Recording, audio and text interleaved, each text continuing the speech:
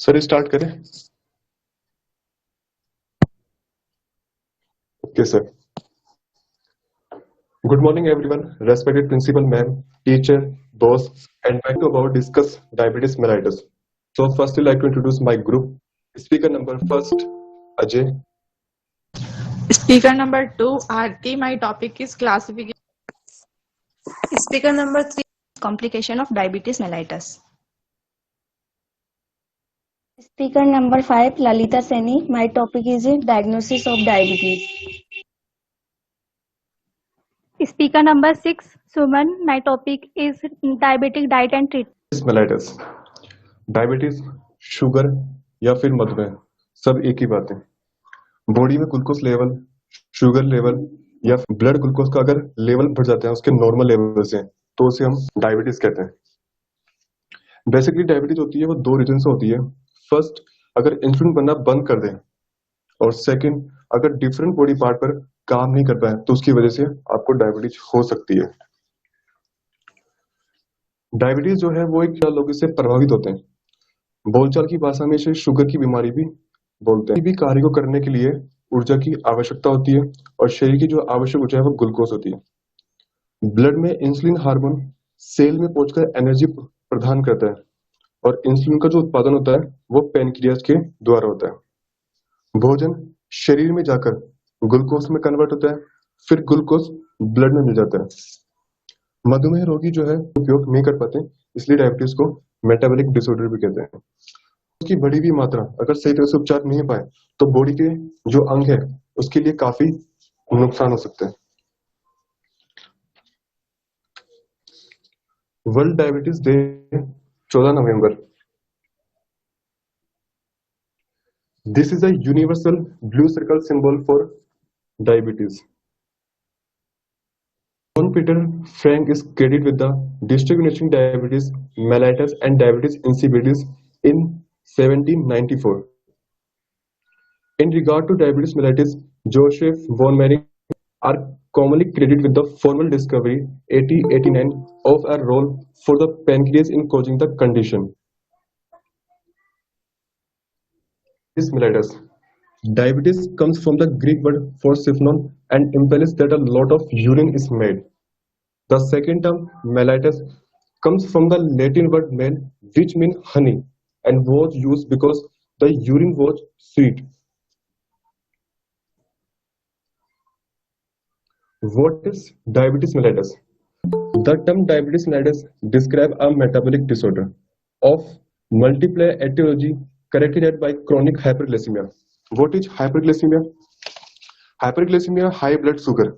Hyperglycemia is a technical term of high blood glucose या फिर blood sugar.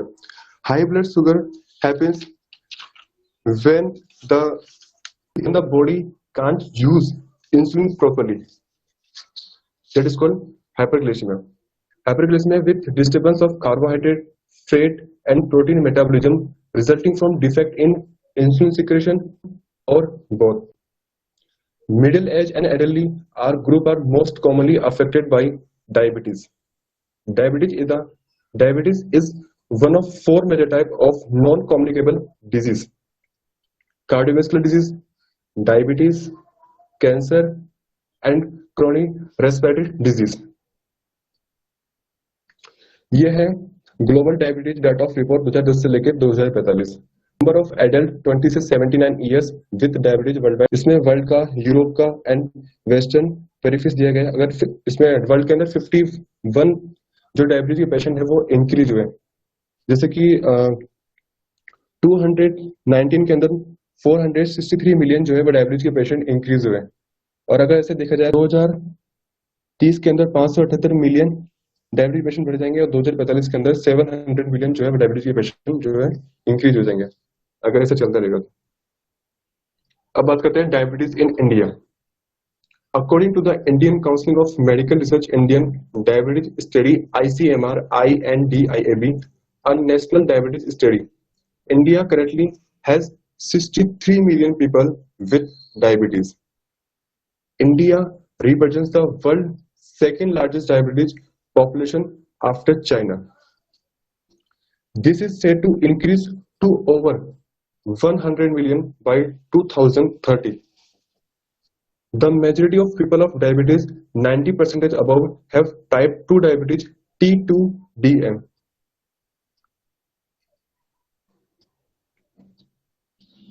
जैसे जैसे अगर ब्लड शुगर लेवल अगर बढ़ेगा तो वैसे वैसे वो डायबिटिक पेशेंट जो उसमें कन्वर्ट होता जाएगा. Diabetes mellitus.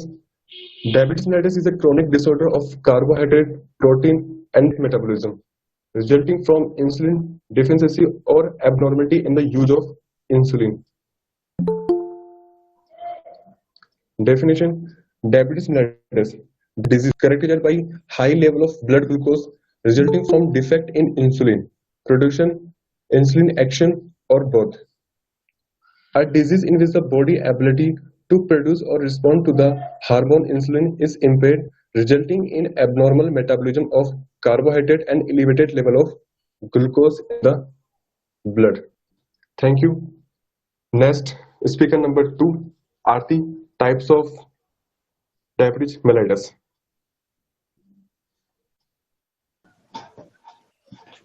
टाइप्स डायबिटीज चार प्रकार के होते हैं ये. Type 1 diabetes mellitus, type 2 diabetes mellitus, gestational diabetes mellitus, other specific type of diabetes mellitus. जो टाइप 1 है वो आगे 2 में डिवाइडेड होता है, जिसमें उसका फर्स्ट सब टाइप ए डायबिटीज मेलाइटस जो कि इम्यून मीडिएटेड होता है, और सब टाइप 1 डायबिटीज मेलाइटस जो कि इडियोपैथिक होते हैं. टाइप 1 डायबिटीज मेलाइटस है वो अबाउट उसके 10% केसेस मिलते हैं. इसको हम जुवेनाइल ऑनसेट डायबिटीज भी बोलते हैं क्योंकि ये यंगर एज में अकर होता है. इसको इंसुलिन डिपेंडेंट डायबिटीज मेलाइटस भी बोलते हैं. फिर इसके बाद इसके आगे 2 सब टाइप है.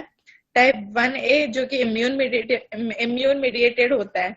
इम्यून मीडिएटेड में इसमें जो बीटा सेल्स होती हैं उनका ऑटो इम्यून डिस्ट्रक्शन होता है, उसकी वजह से इंसुलिन की डेफिशिएंसी होती है. सब टाइप V है, उसमें ना इंसुलिन की डेफिशिएंसी है जो कि कीटोसिस की टेंडेंसी होती है. उसमें वो पैनक्रियाज की जो कोई भी डिजीज होती है उसकी वजह से होती है. इसमें जो है वो ऑटो इम्यून मार्कर्स जो होते हैं ना वो नेगेटिव होते हैं. 80% केस होते हैं डायबिटीज मेलाइटस के टाइप 2 के, जो कि सबसे ज्यादा है. इसको हम मैच्योरिटी ऑनसेट डायबिटीज भी बोलते हैं. नॉन इंसुलिन डिपेंडेंट होती है. बट टाइप 2 डायबिटीज मेलाइटस के जो पेशेंट होते हैं उनको इंसुलिन की थेरेपी की रिक्वायरमेंट होती है हाइपरग्लाइसीमिया को कंट्रोल करने के लिए और प्रिवेंट कीटोसिस. टाइप 3 थर्ड जो है वो है हमारा gestational diabetes mellitus. Gestational diabetes 4% pregnant women में होता है. जैसे कि प्रेग्नेंट वुमेन होती है उनमें मेटाबॉलिक चेंजेस होते हैं, उसकी वजह से जो ग्लूकोज का लेवल है वो चेंज होता है. वुमेन होती है वो प्रोन हो जाती हैं डायबिटीज मेलाइटस के लिए. टाइप 4 में हमारा आता है अदर स्पेसिफिक और इटियोलॉजिकल टाइप. इसमें हमारा फर्स्ट है genetic defect of beta sales. Beta defect होता है, उसमें म्यूटेशंस होते हैं जिससे कि हमारे जो एंजाइम है glucokinase, hepato nuclear transcription factor, इनमें म्यूटेशंस हो जाते हैं. Genetic defect in insulin type A insulin वो रेजिस्टेंस हो जाता है. और डिजीज ऑफ एक्सोपैनक्रियाज, जैसे कि हमारी एक्सोपैनक्रियाज है उसकी कोई भी डिजीज होती है, cystic fibrosis, chronic pancreatitis, pancreatic tumours, post pancreatectomy. फिर हमारा आता है एंडोक्राइनोपैथी. इसमें हमारी जो एंडोक्राइन ग्लैंड से रिलेटेड कोई भी डिजीज होती है, जैसे एक्रोमेगैली हो गया, कुसिंग सिंड्रोम हो गया, फियोक्रोमोसाइटोमा. फिर अगर हम कोई पेशेंट है वो ड्रग्स ले रहा है, जैसे कि हार्ट डिजीज का कोई पेशेंट है वो बीटा ब्लॉकर्स ले रहा है, या फिर थायराइड हार्मोन के ड्रग्स ले रहा है, या फिर कोई स्टीरॉइड ले रहा है, तो उन लोगों में भी डायबिटीज मेलाइटस के चांसेस होते हैं. फोर्थ आता है हमारा इन्फेक्शन. अगर किसी भी वायरस या बैक्टीरिया का इन्फेक्शन है, जैसे कि रूबेला वायरस है, उसका अगर इन्फेक्शन हो जाएगा तो अभी डायबिटीज मेलाइटस के चांसेस होंगे. वायरस. फिर हमारे जो अनकॉमन फैक्टर्स होते हैं इम्यून मीडिएटेड, जिसमें कि स्टिफमैन सिंड्रोम आ जाएगा, anti insulin receptor antibodies, other genetic syndrome जिसमें हमारी डाउन सिंड्रोम है, क्लाइनफेल्टर सिंड्रोम है और टर्नर सिंड्रोम है.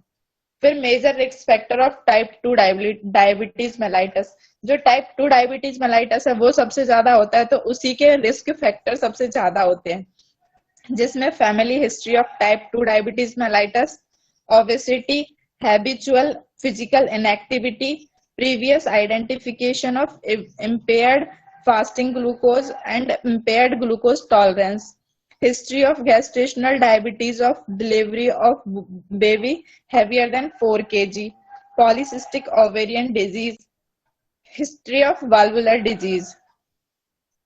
फिर कुछ मिथ और फैक्ट्स होते हैं हमारे जैसे डायबिटीज के बारे में। बहुत से लोग हैं, बहुत सारी, सबसे पहला आता है कि बहुत ज्यादा शुगर खाने से डायबिटीज होता है, लेकिन ऐसा नहीं होता, क्योंकि शुगर तो जो नॉर्मल व्यक्ति होता है अगर वो ज्यादा शुगर खाएगा तो उसको डायबिटीज नहीं होगा, ये बिल्कुल ही गलत है। सेकंड है हमारा कि सिनेमेनन और बिटरमेलन, टर्मेरिक, स्टोन फ्रूट्स और हिबिस्कस खाने से जो डायबिटीज है वो क्योर हो जाता है, लेकिन ऐसा नहीं है, क्योंकि diabetes any type of diabetes है वो उसका कोई क्योर नहीं होता।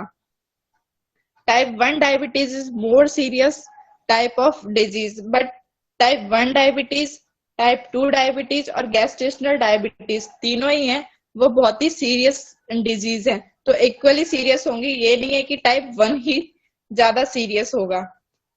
फिर ओनली टाइप 1 जो डायबिटीज है वो ओनली चिल्ड्रन में होती है, या फिर टाइप 2 डायबिटीज है वो ओनली बड़े लोगों में होती है, जैसे ओल्डर देन ओवर 65 ईयर्स। ऐसा नहीं है, क्योंकि जो टाइप 1 डायबिटीज है वो बड़े लोगों में भी हो सकती है, उसमें जो ऑटो इम्यून डिस्ट्रक्शन है वो 65 से अब जो एज होती है उन लोगों में भी हो सकता है। और जो टाइप 2 है वो भी चिल्ड्रंस में हो सकती है, क्योंकि बीटा सेल्स जो होती है, इंसुलिन तो होता है हमारी बॉडी में, लेकिन वो बॉडी हमारी, तो इसीलिए टाइप 1 और टाइप 2 बड़ों में भी हो सकती है और छोटों में भी हो सकती है। फिर diabetes isn't a big deal, जो कि सबसे बड़ा मिथ है, क्योंकि डायबिटीज जो है वो बहुत ही सीरियस प्रॉब्लम है और रिस्पॉन्सिबल होती है million of death in each year. Thank you. Next speaker number 3।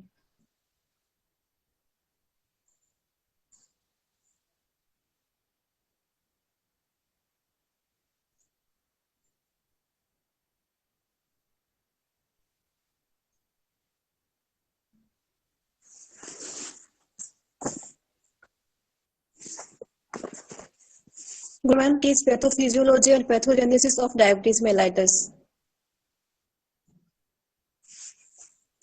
Pathophysiology से पहले इंसुलिन क्या है, कहाँ से सीक्रेट होता है, इसके फंक्शन क्या है, ये जानना जरूरी है। इंसुलिन जो है पेनक्रियाज की बीटा सेल से सीक्रेट होता है, जो कि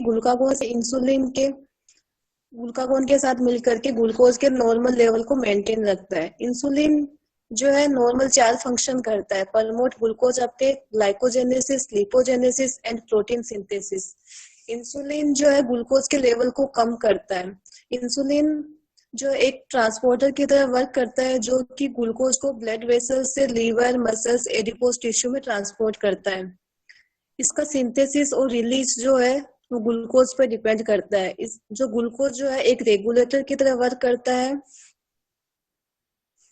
इंसुलिन जो है बीटा सेल से पोर्टल वेन, सिस्टमेटिक वेन में जाता है और इसका डिग्रेडेशन जो होता है वो लीवर में होता है। इंसुलिन एक पेप्टाइड हार्मोन है।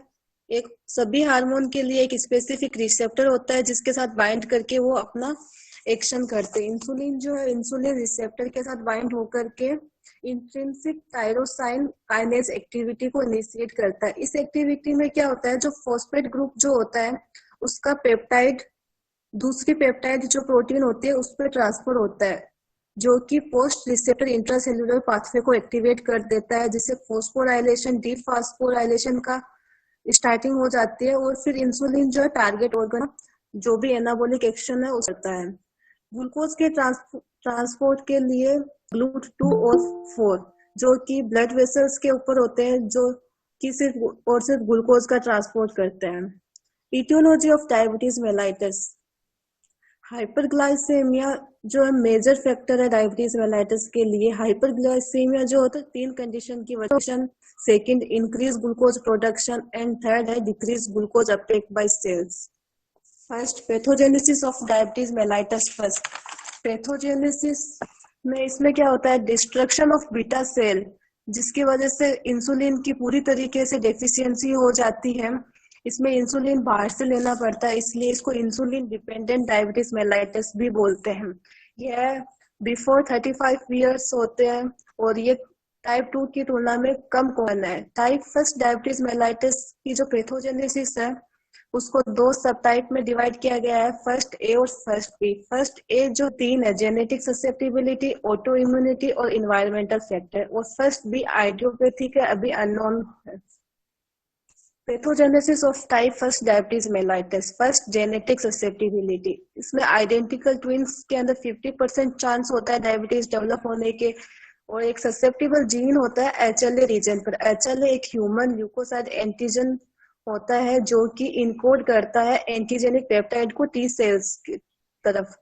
सेकंड है इन्वायरमेंटल फैक्टर, किसी भी टाइप का वायरल इन्फेक्शन हो गया, इंडक्शन ऑफ केमिकल। इंडक्शन का मतलब होता है unequal sharing of bonding. Bowen एक अफेक्टेड केटल्स के लिए यूज किया गया है। थर्ड है ऑटो इम्यूनिटी, जिसके अंदर फर्स्ट है insulitis. Insulitis is the inflammation of beta sales.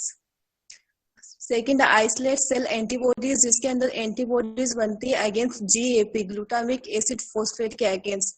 Third है selective destruction of beta cells. Fourth है T cell mediated auto immunity. जो जेनेटिक फैक्टर है और इन्वायरमेंटल फैक्टर दोनों मिलकर के ऑटो एंटीजेंस बनाते हैं इंसुलिन प्रोड्यूसिंग बीटा सेल्स के अंदर, जो कि सर्कुलेट होती है ब्लड स्ट्रीम और लिम्फेटिक्स के अंदर, और जो कि एंटीजन प्रेजेंटिंग सेल्स जो होती है इस एंटीजन्स का प्रोसेसिंग और प्रेजेंटेशन करती है, जो कि टी हेल्पर फर्स्ट और टी हेल्पर सेकंड जो सेल्स है उसको एक्टिवेशन कर देती है। टी हेल्पर को इंटरफेरोन गामा और इंटरल्यूकिन 2 को एक्टिवेट कर देती है। इंटरफेरोन गामा जो है वो मैक्रोफेज को एक्टिवेट कर देता है, और इंटरल्यूकिन 2 जो होता है साइटोटॉक्सिक टी सेल को एक्टिवेट कर देता है। जबकि टी हेल्पर 2 जो होता है वो इंटरल्यूकिन 4 को एक्टिवेट कर देता है, जो कि बीटा लिम्फोसाइट का एक्टिवेशन करता है। और ये जो वो एंटीबॉडीज बनाती है against GAP, glutamic acid phosphate के अगेंस्ट। ये तीनों मिल करके डिस्ट्रक्शन ऑफ बीटा सेल्स करती है, जिसकी वजह से इंसुलिन की कंप्लीट डेफिशिएंसी हो जाती है। इसकी वजह से इंसुलिन की डेफिशिएंसी हो गई, जिसकी वजह से 2 कंडीशन डेवलप होती है। फर्स्ट है डिक्रीज ग्लूकोज कंडीशन है increase breakdown of fat. Glucose का यूटिलाइजेशन कम हो रहा है, बॉडी के अंदर हाइपरग्लाइसेमिया डेवलप हो गया है, बहुत ज्यादा ग्लूकोज है, जिसकी वजह से लीवर जो है अपना प्रोडक्शन कम कर देता है, जिसकी वजह से 2 क्लिनिकल कंडीशन डेवलप होती है, ब्लड विजन और इंक्रीज यूरिनेशन। ब्लड विजन जो होता है वो रेटिनोपैथी की वजह से होता है, जिसमें ग्लूकोज लेवल ज्यादा हो गया है, और इंक्रीज यूरिनेशन की वजह से पोलीयूरिया भी बोलते हैं, जिसकी वजह से डिहाइड्रेशन डेवलप होता है, जिसकी वजह से पॉलीडिप्सिया डेवलप हो जाता है। डिहाइड्रेशन की वजह से 2 क्लिनिकल कंडीशन डेवलप होती है, वीकनेस एंड हेडेक। पोलीयूरिया में क्या होता है, ग्लूकोज जो होता है वो किडनी की ग्लोमेरुलाई के थ्रू फिल्ट्रेट होकर के एक्सक्रिएट आउट होने लग जाता है। सेकेंड कंडीशन है इंक्रीज ब्रेकडाउन ऑफ फैट, जिसके अंदर फैटी एसिड जो होते हैं वो बॉडी के अंदर बढ़ जाते हैं, कीटोन बॉडीज की भी नंबर बढ़ जाते हैं। कीटोन बॉडीज एक वाटर सोल्यूबल मॉलिक्यूल्स है, जिसकी वजह से नोजिया, पुअर एपेटाइट डेवलप हो जाते हैं, एसिडोसिस डेवलप हो जाते हैं। एसिडोसिस के अंदर 2 क्लिनिकल कंडीशन डेवलप होती है, फर्स्ट ऑफ ऑल है एब्डोमिनल पेन और सेकंड है वोमिटिंग, जो कि रेस्पिरेशन को इंक्रीज कर देता है। Type 2 diabetes mellitus. टाइप 2 2 वजह से हो सकता है कि इंसुलिन का सिक्रेशन प्रॉपर नहीं हो रहा हो, या फिर सेकंड कंडीशन है कि सेल्स जो है इंसुलिन के लिए इनसेंसिटिव हो गई है। ये जो होता है इसमें इंसुलिन बाहर से लेने की जरूरत नहीं होती है, इसलिए इसको non insulin dependent diabetes mellitus भी बोलते हैं। ये फर्स्ट की कंपैरिजन में मोर कॉम्प्लेक्स होते साथ भी ये एसोसिएटेड हो सकता है, ये बहुत ज्यादा कॉमन है। इसकी पैथोजेनेसिस है, अगर दोनों पेरेंट डायबिटिक है तो बच्चे में 50% चांस होता है डायबिटीज डेवलप होने के, और है मल्टीफैक्टोरियल इनहेरिटेंस। सेकेंड है कॉन्स्टिट्यूशनल फैक्टर्स, जिसके अंदर ओबेसिटी, हाइपरटेंशन, लो फिजिकल एक्टिविटी होती है। और होता है इंक्रीज के लिए रेस्पॉन्स नहीं देती है, जिसमें दो वजह हो सकती है कि रिसेप्टर और जो पोस्ट रिसेप्टर है उसमें कोई डिफेक्ट हो गया हो या impaired glucose utilisation. Fourth condition जो होती है उसके अंदर कंपेंसेटरी मैकेनिज्म डेवलप होती है जिसको बोलते हैं हाइपर इंसुलेमिया, एफिशिएंसी ऑफ इंसुलिन, जो कि बाद में डेवलप होती है जिसको बोलते हैं हाइपो इंसुलेमिया, जिसमें 3 मेजर प्रोडक्ट बनते हैं। एमाइलिन जो होता है वो इंसुलिन के साथ में बीटा सेल से सीक्रेट होता है जिसका रेशियो 1:100 होता है। ये भी एक पॉलीपेप्टाइड है जो कि डिपॉजिट्स बनाता है हाइपरग्लाइसीमिया और लिपोटॉक्सिसिटी की सिंथेसिस को प्रमोट करती है, जिसकी वजह से लीवर ग्लूकोज के प्रोडक्शन को बढ़ा देता है क्योंकि इसमें सेल्स रेस्पॉन्स नहीं दे रही है, जिसकी वजह से ग्लूकोज जो है वो सेल्स तक पहुंच नहीं पा रहा है। सेल्स के पास ग्लूकोज की कमी हो गई तो क्या करते हैं, तो breakdown, first of all breakdown of fat जिसके अंदर फ्री फैटी एसिड डेवलप होते हैं, फॉर्मेशन ऑफ कीटोन बॉडीज, और कीटोन बॉडीज का यूरिन के थ्रू एक्सक्रीट आउट होने लगता है जिसको बोलते हैं कीटो यूरिया, और लास्ट में डेवलप होता है एसिडोसिस। सेकेंड कंडीशन है कि एनर्जी के लिए क्या करते हैं, सेल को एनर्जी चाहिए, ग्लूकोज उनको मिल नहीं रही है तो वो क्या करते हैं, breakdown of glycogen into glucose, जिसकी वजह से हाइपरग्लाइसेमिया डेवलप हो जाता है, डिहाइड्रेशन होता है, डिहाइड्रेशन और लास्ट में एसिडोसिस डेवलप होता है। प्रोटीन ब्रेकडाउन होता है, प्रोटीन का ब्रेकडाउन इसलिए होता है क्योंकि ग्लूकोज चाहिए, ग्लूकोज के लिए का मेन सोर्स प्रोटीन है। और फिर लास्ट में होता है BUN, ब्लड यूरिया नाइट्रोजन, जो कि जिसकी नॉर्मल वैल्यू 6 से 20 मिलीग्राम पर डेसीलीटर होता है, जो कि इससे अगर ज्यादा हो तो डिजीज को बताता है। अभी सेल्स के अंदर तो ग्लूकोज की कमी है पर सेल्स के बाहर बहुत ज्यादा ग्लूकोज है, तो इंट्रासेल्यूलर हाइपोग्लाइसेमिया हो गया, एक्स्ट्रा सेल्यूलर हाइपरग्लाइसेमिया हो गया। तो सेल्स के अंदर ग्लूकोज अपनी कमी को पूरा करने के लिए ग्लाइकोजेनियोजेनेसिस 2 प्रोसेस करती है। इसके लिए वह ब्रेकडाउन ऑफ फैट और decrease protein synthesis and decrease gamma ग्लोब्यूलिन्स करती है। गामा ग्लोब्यूलिन का सिंथेसिस कम हो रहा है जिसकी वजह से जो पेशेंट है वो बार बार इन्फेक्टेड होता है, उसका वुंड हील धीरे धीरे होता है। एक्स्ट्रा सेल्यूलर हाइपरग्लाइसेमिया की वजह से 2 कंडीशन डेवलप होती है, हाइपर ऑस्मोटिक प्लाज्मा जिसके अंदर डिहाइड्रेशन ऑफ सेल होता है और hyperglycaemic coma, blood glucose level ज्यादा हो गया जिसकी वजह से ग्लूकोज जो है वो ग्लोमेरुलाइज से एक्सक्रीट आउट होता है, जिसकी जो वैल्यू है नॉर्मल थ्रेशोल्ड वैल्यू जो रिनाल की 180 मिली होगी, जिसकी वजह से 3 कंडीशन डेवलप होती है, osmotic diuresis, hypokalaemia, hyponatraemia. Glucose के साथ साथ सोडियम और पोटेशियम भी एक्सक्रीट आउट होते हैं। हाइपर ऑस्मोटिक प्लाज्मा में क्या होता है कि सोल्यूट जो होते हैं बहुत ज्यादा एक्सेस हो जाते हैं जिसकी वजह से डिहाइड्रेशन ऑफ सेल्स हो जाते हैं और हाइपरग्लाइसेमिक कोमा डेवलप होता है। सबसे पहले इंसुलिन डेफिशिएंसी हुई, हाइपरग्लाइकोसूरिया, तो 2 कंडीशन डेवलप होती है कि कैटाबोलिज्म इंक्रीज हो गया, एनाबोलिज्म डिक्रीज हो गया। डिक्रीज एनाबोलिज्म प्रमोट करता है ऑस्मोटिक डायूरेसिस, जो इसमें 2 क्लिनिक से पॉलीयूरिया, पॉलीडिप्सिया। फिर होता है dehydration and less of electrolytes, जिसकी वजह से वापस 2 कंडीशन डेवलप होती है, ट्रेकिकार्डिया, हाइपोटेंशन, जो कि आगे जाकर के डायबिटिक कोमा में कन्वर्ट होती है। फिर है इंक्रीज कैटाबोलिज्म, कैटाबोलिज्म बढ़ गया तो पॉलीफेजिया और वेट लॉस होता है। फिर होता है increase lipolysis, free fatty acid in the plasma, keto acidosis, जिसके अंदर एसिड जो है वो बढ़ जाते हैं प्लाज्मा के अंदर। लास्ट में होता है कोमा। क्लिनिकल मैनिफेस्टेशन हाइपरग्लाइसीमिया की वजह से डेवलप होता है, पॉलीडिप्सिया डिहाइड्रेशन की वजह से होता है, पॉलीफेजिया क्योंकि कैटाबोलिज्म बढ़ गया इसलिए पॉलीफेजिया डेवलप होता है, fatigue, sudden vision changes, dry skin, wound heal slowly, glucose blood vessels से जा ही नहीं रहा है, ब्लड वेसल्स में ग्लूकोज की वजह से ब्लड वेसल्स हार्ड हो गई है जिसकी वजह से अगर कहीं कट वगैरह लग गया तो जो क्लोटिंग सेक्टर्स होते हैं वो उस एरिया तक जा ही नहीं पाते हैं क्योंकि ग्लूकोज की वजह से वो ब्लड वेसल्स हार्ड हो चुकी है। Recurrent infection, nausea, vomiting develop होते हैं। Difference between type 1 and type 2 के अंदर फर्स्ट है फ्रीक्वेंसी। टाइप 1 की फ्रीक्वेंसी 10 to 20% है जबकि टाइप 2 की 80 से 90% है, ये ज्यादा कॉमन है। एज पर टाइप 1 जो है लेस 35 ईयर्स से कम एज में ही होता है जबकि टाइप 2 जो है मोर देन 40 ईयर्स के बाद में ही होता है। वेट देखिए तो टाइप 1 में नॉर्मल वेट रहता है जबकि टाइप 2 में ओबेसिटी हो भी सकती है, नहीं भी हो सकती।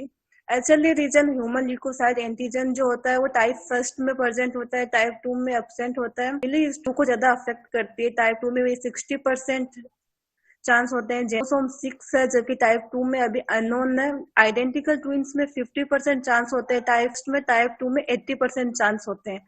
पैथोजेनेसिस टाइप फर्स्ट की डिस्ट्रक्शन ऑफ बीटा सेल्स की वजह से होता है जबकि टाइप 2 में इंसुलिन रेजिस्टेंस होता है।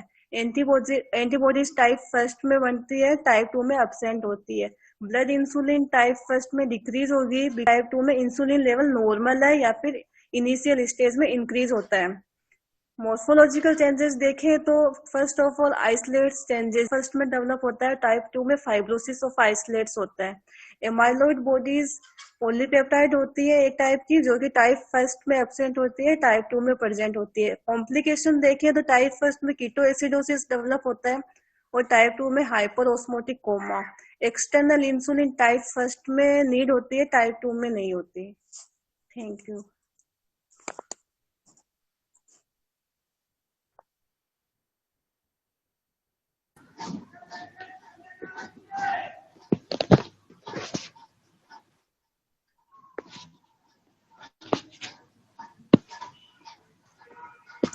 Good morning everyone. My topic is complication of diabetes mellitus.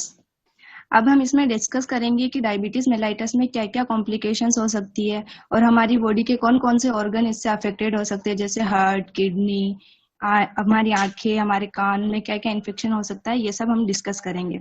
तो कॉम्प्लिकेशन जनरली तब होती है जब हमारे बॉडी में ग्लूकोज लेवल 200 to 300 मिलीग्राम पर डेसीलीटर तक पहुंच जाता है। और कॉम्प्लिकेशन होती है जब अनकंट्रोल डायबिटीज हो जाती है, फिर भी कॉम्प्लिकेशंस हो सकती है। और टाइप 2 में जब अनकंट्रोल हो जाए डायबिटीज तब हमें कॉम्प्लिकेशन देखने को मिलता है। अब हम देखेंगे आगे। तो हाइपरग्लाइटिस हमारी बॉडी के हर टिश्यू और ऑर्गन में कुछ ना कुछ बायोकेमिकल एंड अल्टरनेशंस होती है जो कि डायबिटीज के मेजर कॉम्प्लिकेशंस में काउंट होती है। वो होती है एक्यूट मेटाबॉलिक और chronic systemic. Both type of diabetes mellitus may develop complication which are broadly divided into two major group.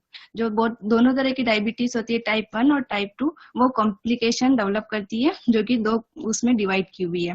First one is acute metabolic complication and second one is late systemic complication. अब acute metabolic में क्या क्या include किया हुआ है?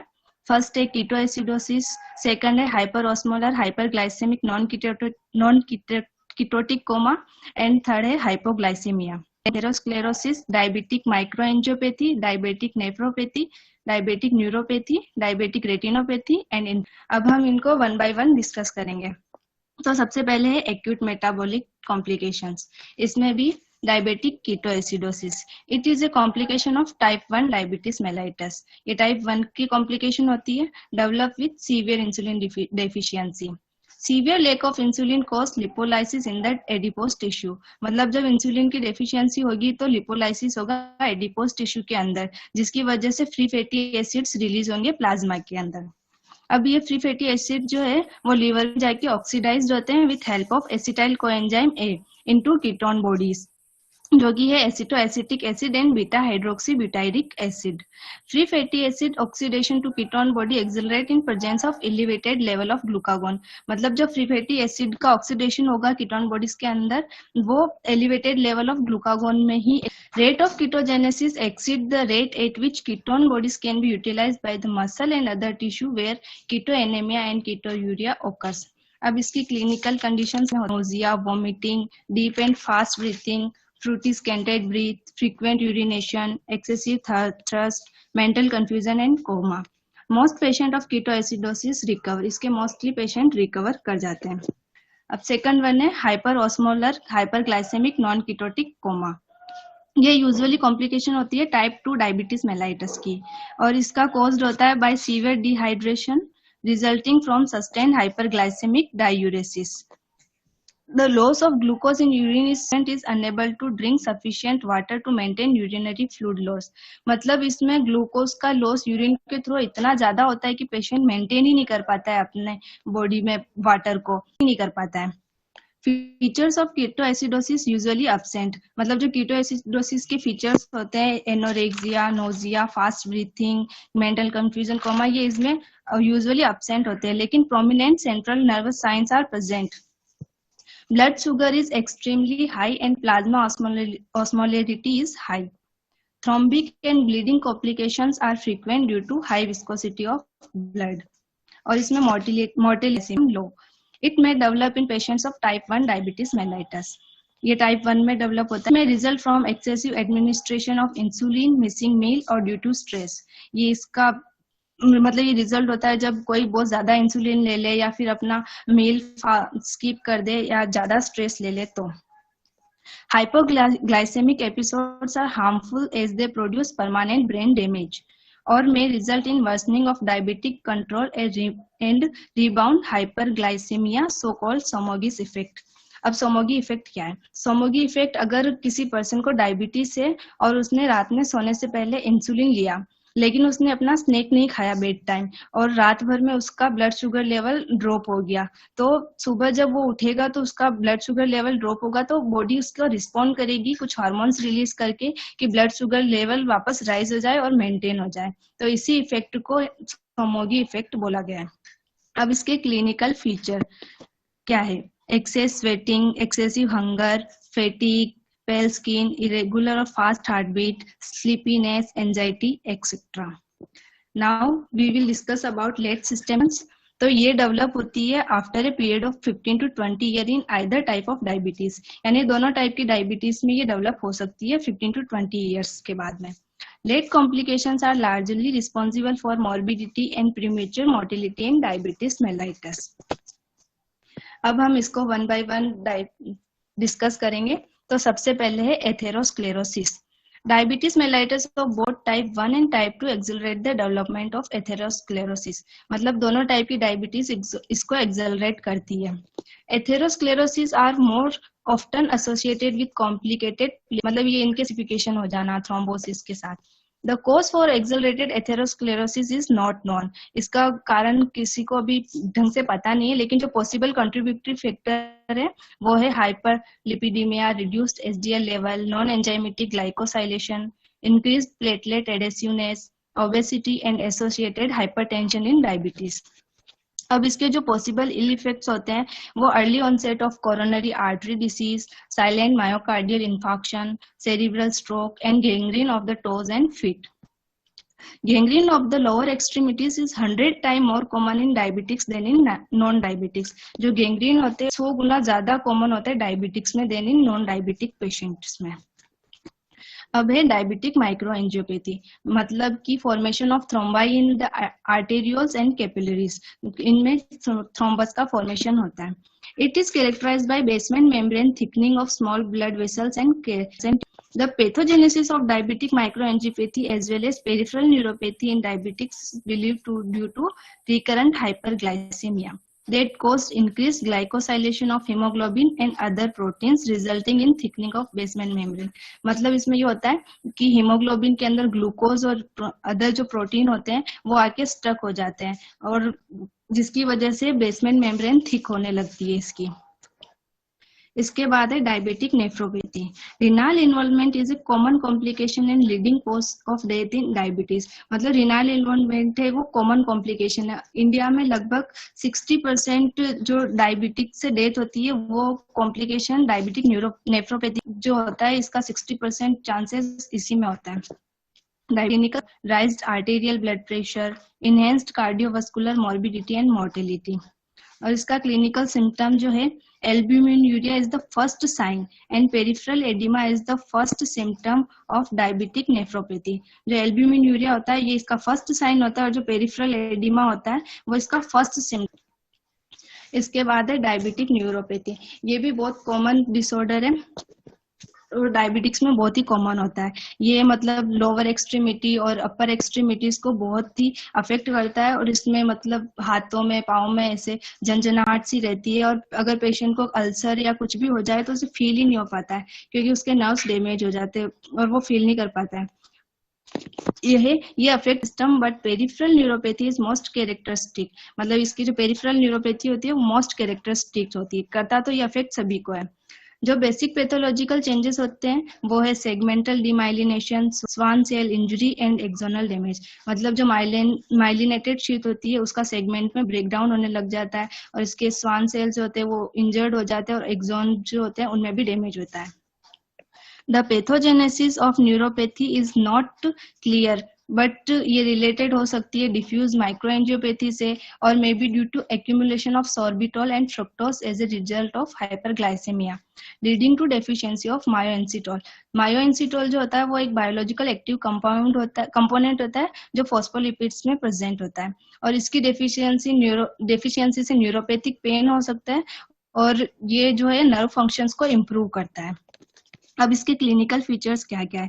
इसके clinical features है nerve in nerve of foot, reduce sensation of touch, uncomfortable tingling and blurring of burning, skin ulcer और स्लो रिफ्लेक्सेस। इसके बाद है diabetic retinopathy. It is a leading cause of blindness, ये ब्लाइंडनेस का leading cause होता है।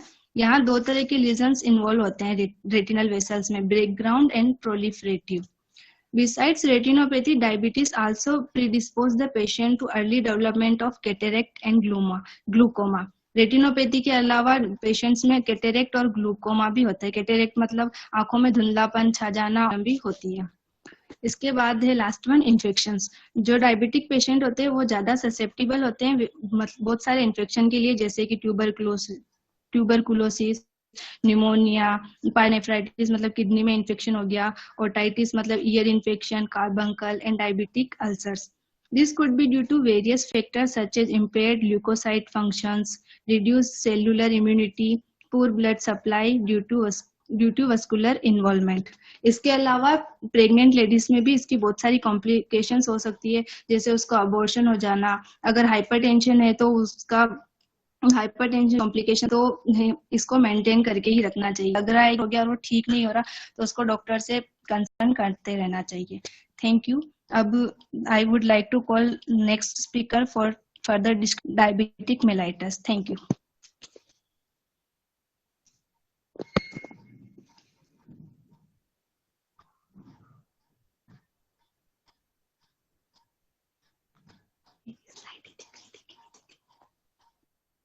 Good morning everyone, my topic is diagnosis of diabetes. तो सबसे पहले हम इसमें ये देखते हैं कि डायग्नोसिस का जो बेस है वो क्या होता है। तो इसका जो फंडामेंटल बेस है हाइपरग्लाइसीमिया है। तो हाइपरग्लाइसीमिया मतलब हुआ कि ब्लड के अंदर शुगर का लेवल इंक्रीज होना, क्योंकि जो क्लिनिकल सिम्टम्स की सीवियरिटी होती है वो डायरेक्टेड हाइपरग्लाइसीमिया से रिलेटेड होती है। जिन पेशेंट में सिम्टम्स अपीयर होता है उन लोगों में डायग्नोसिस करने में कोई प्रॉब्लम नहीं होती, लेकिन जिन पेशेंट्स में सिम्टम्स अपीयर नहीं होते और नॉर्मल फास्टिंग ग्लूकोज लेवल भी रहता है तो उन लोगों और वो लोग डायबिटीज के लिए सस्पेक्टेड होते हैं, तो उन लोगों के लिए कई टेस्ट करवाते हैं। उनमें से जैसे एक हुआ ओरल ग्लूकोज टेस्ट। नेक्स्ट इसमें है कि नेक्स्ट डायग्नोसिस करने का जो क्राइटेरिया है वो क्या है, वो हमें पता होना चाहिए। तो इसके लिए सबसे पहले जो फास्टिंग के अंदर जो प्लाज्मा ग्लूकोज लेवल अगर 100 मिलीग्राम पर डेसीलीटर से नीचे है तो वो नॉर्मल फास्टिंग वैल्यू होगी, और अगर 100 से 125 के बीच में है तो इसे इम्पेयर्ड फास्टिंग ग्लूकोज या प्री डायबिटीज बोलते हैं। उसके नेक्स्ट ये अगर हम ओरल ग्लूकोज टेस्ट करवाते हैं तो उसमें उसकी जो वैल्यू है 140 मिलीग्राम पर डेसीलीटर से कम है तो वो नॉर्मल पोस्ट पेरेंटल जीटीटी होगा, मतलब खाना खाने की जस्ट बाद। उसके बाद में 140 से 199 मिलीग्राम पर डेसीलीटर आता है तो उसे impaired post parental glucose tolerance बोलते हैं। 200 मिलीग्राम पर डेसीलीटर है तो डायबिटीज मेलाइटस होगा, और रैंडम वैल्यू अगर 200 मिलीग्राम पर डेसीलीटर आती है तो वो डायबिटीज मेलाइटस होगा। नेक्स्ट इसके अंदर डायबिटीज का पाथवे क्या होगा। तो सबसे पहले डायबिटीज के पाथवे में ये आता है कि ट्रेडिंग, उसके बाद में प्री डायबिटीज और डायबिटीज। ट्रेडिंग में क्या होता है कि ब्लड शुगर का लेवल थोड़ा सा हाई होता है, उसके बाद में डायबिटीज आता है। नेक्स्ट इसके अंदर डायग्नोसिस के टाइप्स, तो इसमें टाइप्स है कि हम किस किस तरह से इसके डायग्नोसिस कर सकते हैं। तो इसमें urine testing, single blood sugar estimation, screening के द्वारा ओरल ग्लूकोज टॉलरेंस टेस्ट और अदर टाइप्स।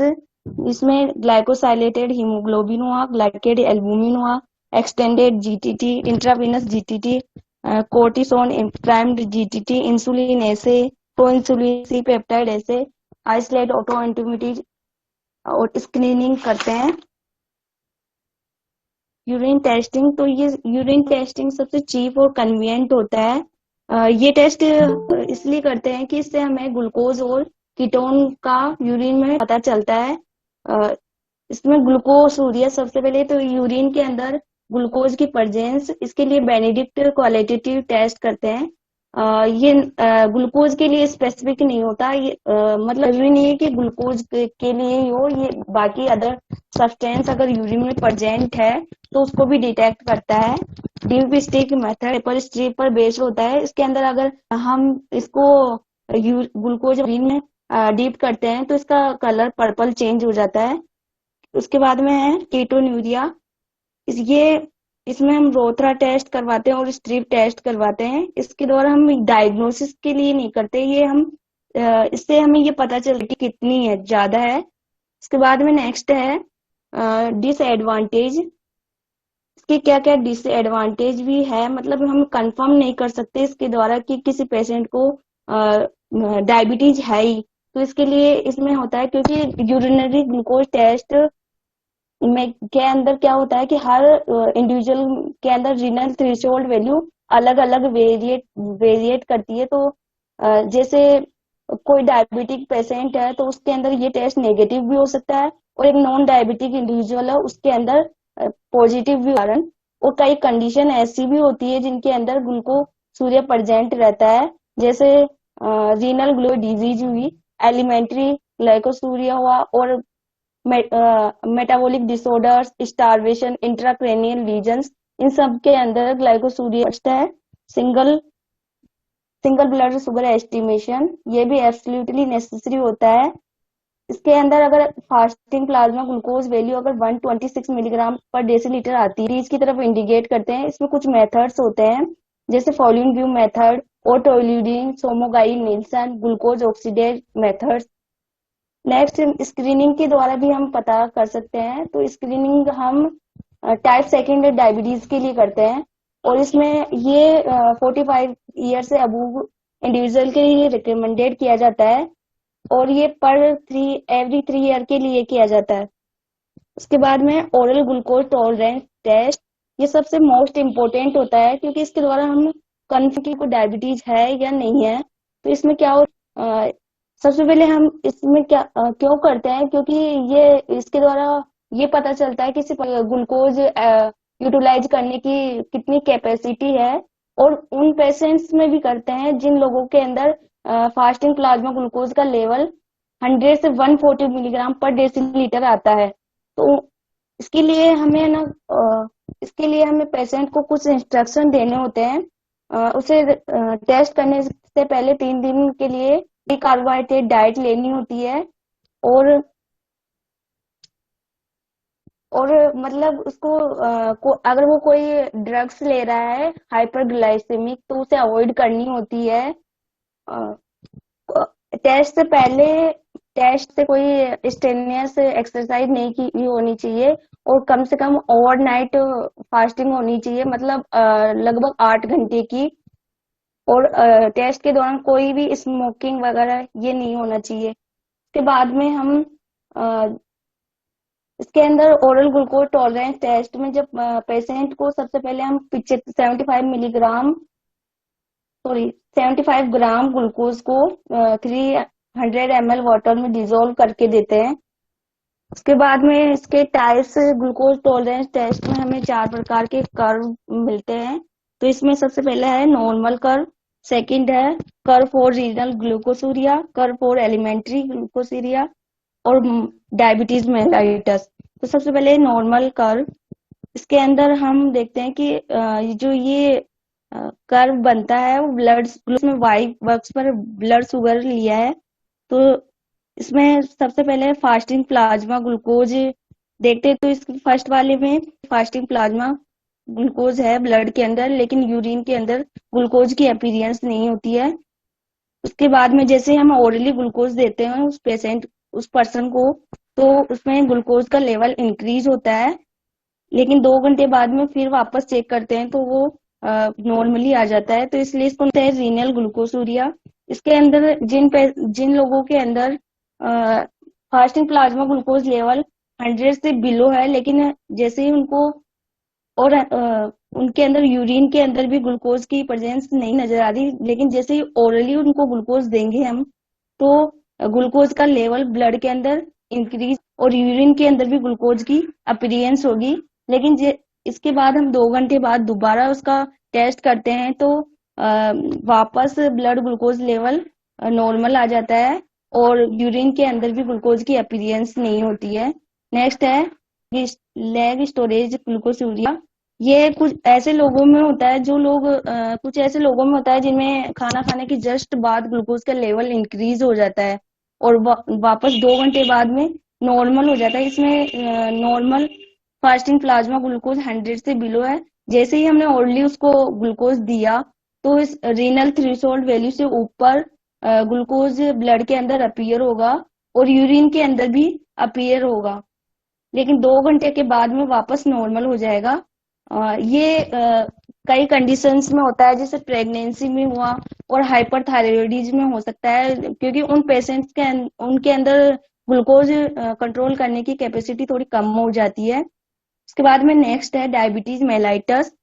इसके अंदर क्या होता है कि जिन पेशेंट्स के अंदर ब्लड शुगर लेवल 100 से 140 के बीच में है, अगर हमको तो ग्लूकोज का लेवल ब्लड के अंदर रीनल थ्रेशोल्ड वैल्यू से भी ऊपर हो जाता है और हम 2 घंटे बाद में देखते हैं तो भी ब्लड शुगर और यूरिन के अंदर भी ग्लूकोज की अपीयरेंस होती है, तो उन लोगों को हम डायबिटिक बोल सकते हैं।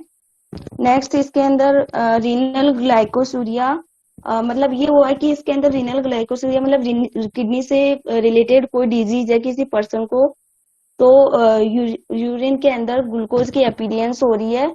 ये रीनल थ्रेशोल्ड की वैल्यू कम होने की वजह से होता है। और एलिमेंट्री लेग स्टोरेज, इसके अंदर भी rapidly blood glucose level increase हो जाता है। नेक्स्ट इसमें है अदर टाइप्स, ग्लाइकोसाइलेटेड हीमोग्लोबिन। तो इसमें हीमोग्लोबिन में क्या होता है कि नॉर्मली पर्सन में क्या ग्लूकोज जो है हीमोग्लोबिन से बाइंड होता रहता है, लेकिन जैसे ही शुगर का लेवल इंक्रीज हो जाता है तो ज्यादा से ज्यादा बाइंडिंग होती रहती है हीमोग्लोबिन से। ये टेस्ट इसके द्वारा हम ये पता कर सकते हैं कि किसी डायबिटिक पेशेंट ने कितना ब्लड ग्लूकोज लेवल कंट्रोल किया है, और इसके द्वारा कॉम्प्लिकेशन के बारे में भी पता चलता है। और ये मतलब 3 मंथ के लिए होता है, क्योंकि ना रेड सेल्स की जो लाइफ स्पेन होती है वो 90 से 120 डेज के बीच में होती है। Thank you. Next speaker number 6।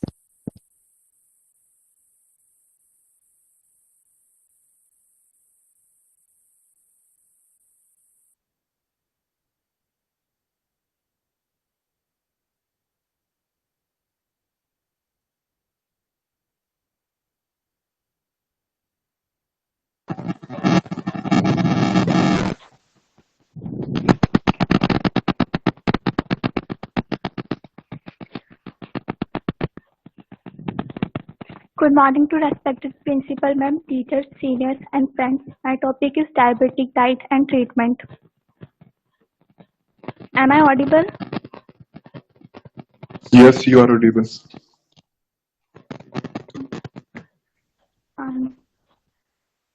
As we know, diabetes mellitus is a lifestyle disorder. तो डायबिटीज को मेंटेन करने के लिए हमें बैलेंस डाइट की जरूरत होती है। बैलेंस डाइट का डायबिटीज मेलाइटस में एक इम्पोर्टेंट रोल होता है, क्योंकि इससे हम टाइप 1 और टाइप 2 डायबिटीज को मेंटेन करके रख सकते हैं और कंट्रोल कर सकते हैं।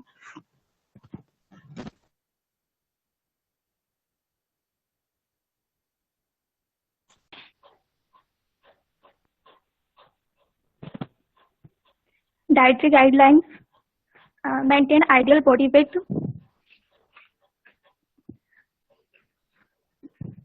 क्योंकि अगर बॉडी वेट ज़्यादा होगा तो डायबिटीज़ की रिस्क भी ज़्यादा होगी, और बॉडी वेट को मेंटेन करके हम हेल्दी BMI भी मेंटेन कर सकते हैं।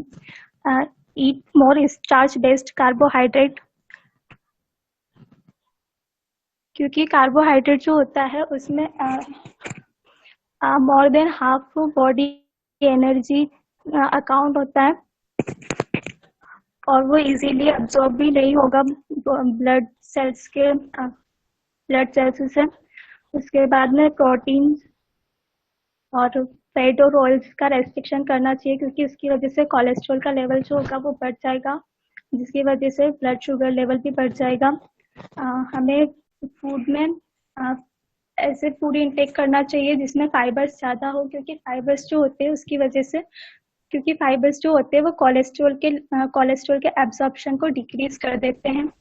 फिर सैलेड्स, पल्सेस और सीरियल्स वगैरह, स्प्राउट्स, इसका भी हमें इंटेक करना चाहिए। और फिक्स्ड मील टाइमिंग होनी चाहिए। हमें 3 की जगह पे 6 मील्स लेनी चाहिए 5 से, कि सडनली इंसुलिन का ड्रॉप डाउन ना हो। और हमें इस मील्स को स्किप नहीं करना चाहिए, फास्टिंग भी नहीं करना चाहिए, स्पेशली डायबिटिक पेशेंट को, क्योंकि उसकी वजह से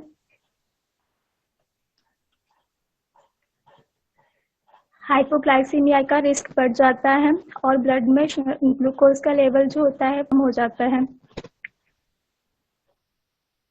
और हमें थोड़े थोड़े टाइम में कुछ ना कुछ खाते रहना चाहिए। डायबिटिक डाइट चार्ट, डायबिटीज के जो पेशेंट होते हैं उनको थोड़ी थोड़ी देर में कुछ ना कुछ खाते रहना चाहिए, और इसके लिए वो 5 से 6 मील्स भी ले सकते हैं। ब्रेकफास्ट में वो मिल्क, एग, चपाती, फिर उसके बाद में मिड मॉर्निंग में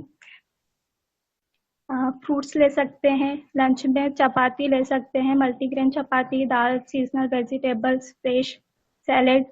इवनिंग में कॉफ़ी, टी ले सकते हैं विदाउट शुगर, और sprouts.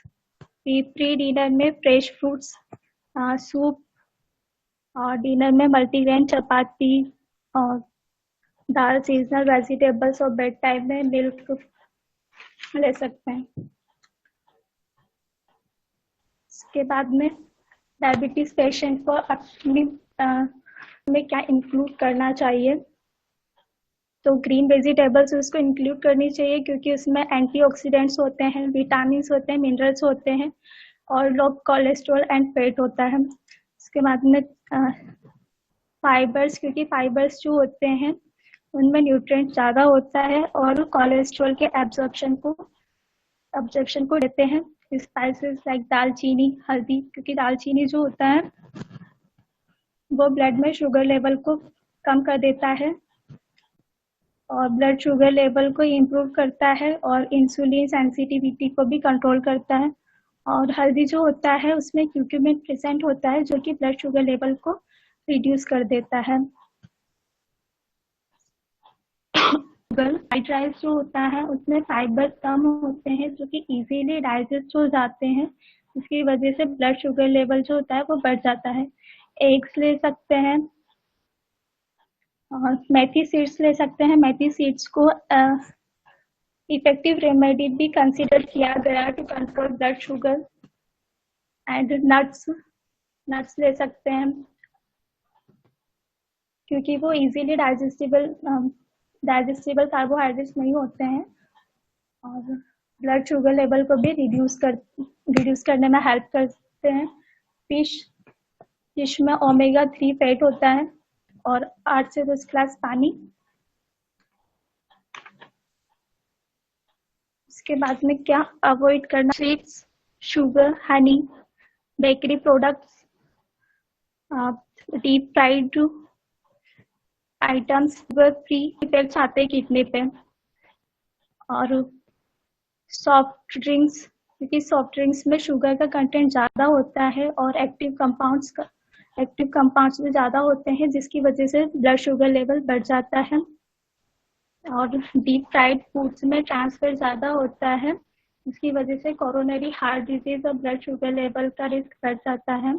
Resins, dry fruits use कर सकते हैं डाइट में, एक्सेप्ट रेजिन्स, क्योंकि रेजिन्स में नेचुरल शुगर की क्वांटिटी ज़्यादा होती है।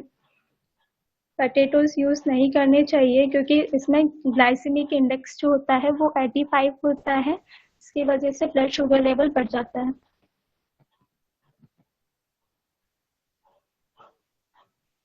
और ऐसे फ्रूट्स भी नहीं यूज़ करने चाहिए जिनमें शुगर लेवल ज़्यादा हो, लाइक मैंगो, बनाना, ग्रेप्स, चीकू, dry fruits. Now especially beneficial foodstuffs for diabetes: bitter gourd, नाना मेथी, आंवला, जामुन, डायबिटिक आटा, दो तीन तरह के आटे को मिक्स करके। और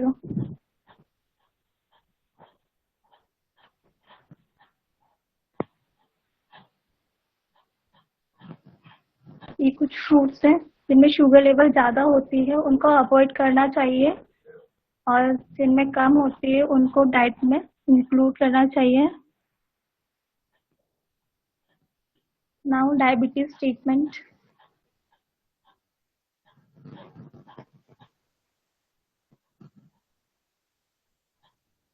डायबिटीज ट्रीटमेंट में प्रॉपर डाइट के थ्रू हम डायबिटीज को कंट्रोल कर सकते हैं।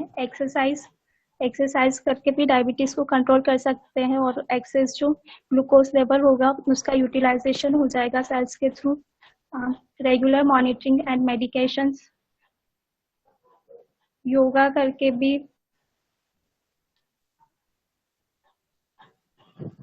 बाद में, क्योंकि उसकी वजह से इंसुलिन का सडन ड्रॉप डाउन हो जाता है। और एम्प्टी स्टमक में एक्सरसाइज नहीं करनी चाहिए, और जब ग्लूकोज का लेवल इम्बैलेंस हो तब भी एक्सरसाइज नहीं करनी चाहिए।